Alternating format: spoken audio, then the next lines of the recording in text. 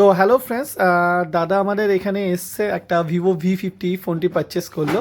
তো দাদার কাছ থেকে আমরা একটা ছোট্ট রিভিউ নেব। তো দাদা, তুমি কোথা থেকে এসছো? আমি গুরুত্ব নতুন পল্লী থেকে এসেছি, আমি শ্যামনগরে থাকি। আচ্ছা, হ্যাঁ, তো দাদার নাম?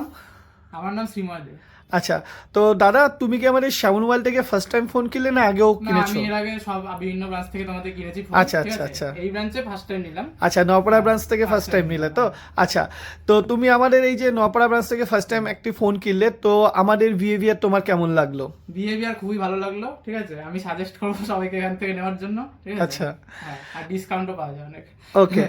তো দাদা বলছি, তুমি এই ফোনটি কি ক্যাশে না ফিনান্সে নিয়েছো? আমি এটা ফিনান্সে নিয়েছি। আচ্ছা, তো ফিনান্সে তুমি কত মাসে করালে এটা? হ্যাঁ, আমি এটা 12 মাসের ফিনান্সে করিয়েছি।